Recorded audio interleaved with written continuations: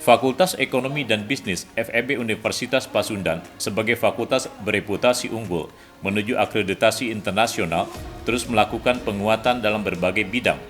Penguatan tersebut dilakukan melalui tatanan arah kebijakan jangka pendek, menengah, dan juga jangka panjang.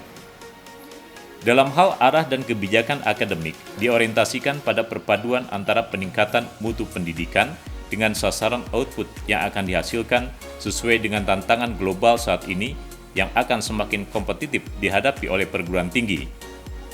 Ada 3 indikator kinerja utama dalam bidang pendidikan, yaitu bagaimana meningkatkan kualitas lulusan, meningkatkan kualitas dosen, dan meningkatkan kualitas kurikulum dan pembelajaran. Adapun program kerja terkait dengan hal tersebut, yaitu Fakultas Ekonomi dan Bisnis akan menyelenggarakan pendidikan yang berkualitas, berdaya saing dalam konteks MBKM, Merdeka Belajar Kampus Merdeka, dalam rangka menghasilkan lulusan yang memiliki kompetensi tinggi, memiliki kemampuan berkompetisi, berintegritas, yang mampu menangkap dan menciptakan peluang kerja. Di antaranya, terus melakukan evaluasi terhadap kurikulum yang adaptif dengan era digital, yaitu teknologi yang berikutnya, yaitu the next tech teknologi. Menjajaki pengembangan pembelajaran yang berbasis augmented reality atau virtual reality yang sekarang dikenal dengan metaverse. Kemudian juga meningkatkan penyelenggaraan pembelajaran yang sesuai dengan visi misi Pasundan yang adaptif dengan digital society. Kemudian juga dalam rangka merealisasikan kebijakan Merdeka Belajar Kampus Merdeka ini secara lebih baik, maka akan dilakukan peningkatan kerjasama pendidikan dan penelitian baik nasional maupun internasional, terutama dengan mitra-mitra yang saat ini menjalin kerjasama yang baik. Juga riset dan community service yang sudah berjalan, insya Allah terus akan kita tingkatkan, ya, terutama dengan John Book University dan juga QE University. Kemudian juga kami akan menyelenggarakan dan meningkatkan mutu penyelenggaraan praktikum, ya, dan mutu layanan laboratorium yang berkualitas, tentu yang adaptif terhadap perkembangan teknologi.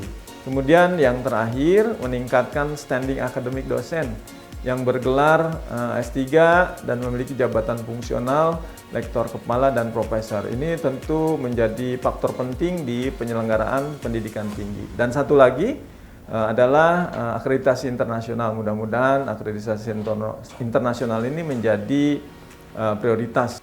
Arah kebijakan akademik maupun arah kebijakan kerjasama akan ditopang dengan penguatan dan arah kebijakan yang berkaitan dengan masalah sarana dan prasarana, keuangan, dan juga sumber daya manusia. Dan yang pertama tentang sarana prasarana, tentunya ini adalah merupakan unsur dalam rangka menunjang kegiatan akademik. Nah, sekarang ada tuntutan di dalam kegiatan akademik itu ada perkuliahan secara offline, secara online, bahkan baru-baru ini dengan kondisi pandemi bukan hanya online tapi secara hybrid. Tentunya dengan hybrid ini perlu ada sarana prasarana untuk melaksanakan kegiatan perkuliahan ini. Adapun yang berhubungan dengan aspek keuangan, tentunya dalam hal ini berhubungan dengan ada di internal dan eksternal, dalam hal ini hubungan dengan mahasiswa. Nah, hubungannya dengan mahasiswa tentunya menyangkut tentang kebijakan tentang DPP.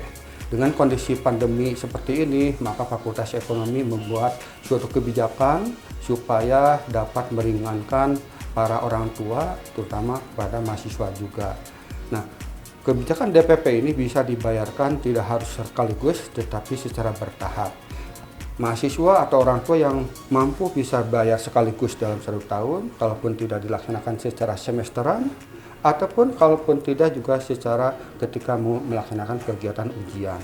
Selanjutnya hubungannya dengan pembinaan pegawai. Di sini ada 2 aspek, pembinaan pegawai untuk tenaga pendidik, dalam hal ini dosen, dan yang kedua tenaga kependidikan atau karyawan.